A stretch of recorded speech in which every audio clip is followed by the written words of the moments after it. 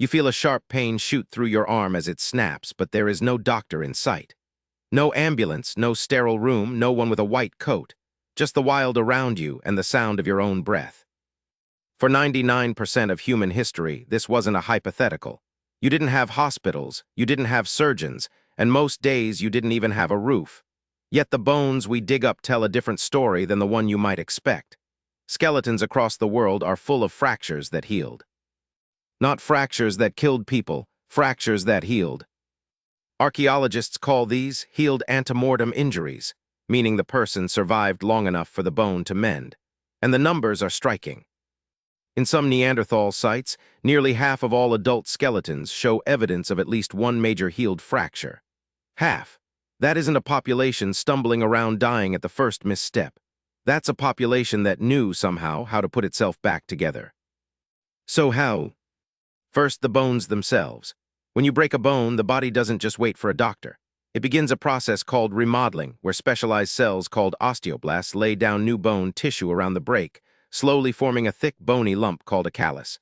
The callus acts like nature's own cast, bridging the gap and stabilizing the injury.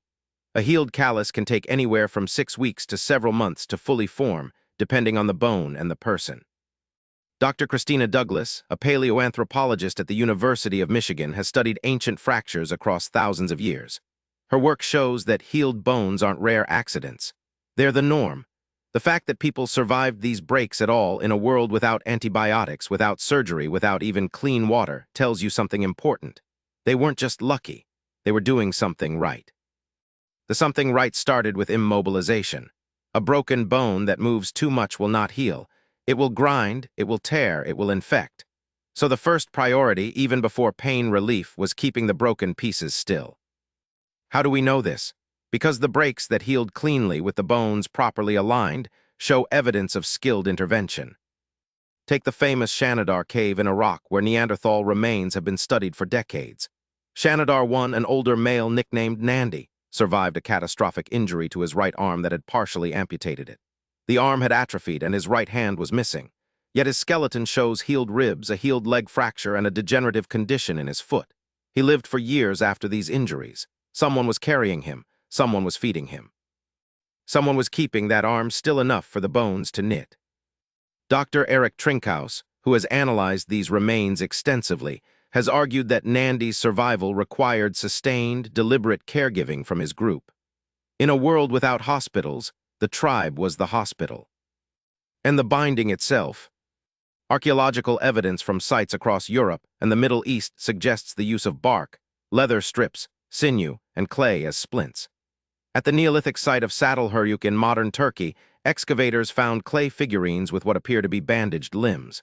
Whether literal or symbolic, the image is consistent with a long-standing human practice of wrapping injuries. At Lagar Velho in Portugal, a 24,000-year-old child's skeleton shows a healed femur fracture. The bone is slightly misaligned, but it fused. The child walked again. Surrounding sediment layers contained fragments of flexible wood that researchers believe were used as splints. But immobilization was only half the problem. Pain is a real biological signal, and severe pain can stop a person from eating, from moving, from doing the things their body needs to do to survive. So your ancestors turned to the pharmacy growing around them. Willow bark, chewed, ground, mixed with water. Willow bark contains salicin, a chemical the body converts into salicylic acid, which is the active ingredient in aspirin. Modern lab analyses of dental plaque from Neanderthals, including specimens from El Cedron in Spain, have revealed trapped microfossils and chemical traces consistent with the consumption of yarrow and chamomile, both of which have documented anti-inflammatory properties. Dr. Karen Hardy, who led much of this work, has pointed out that the deliberate, consistent selection of these plants suggests they were being used medicinally, not just eaten by accident. Honey was another ancient medicine. Honey, applied to a wound, releases low levels of hydrogen peroxide and creates a hostile environment for bacteria. Across the ancient world, from Sumerian clay tablets to Egyptian papyri, honey appears in recipes for wound care. Without knowing the chemistry, your ancestors had figured out what worked. So far we have immobilization, herbal pain relief, and antibacterial wound care. The toolkit is starting to look remarkably complete. But there is one more ingredient, and it may be the most important of all. Heat. Cold kills, not metaphorically, literally. Hypothermia is a fast and quiet killer, and a person immobilized by a broken leg cannot generate the body heat they need just by shivering. So ancient humans built shelters around the injured. They used fire. They placed heated stones near the body, wrapped in hide, to maintain warmth.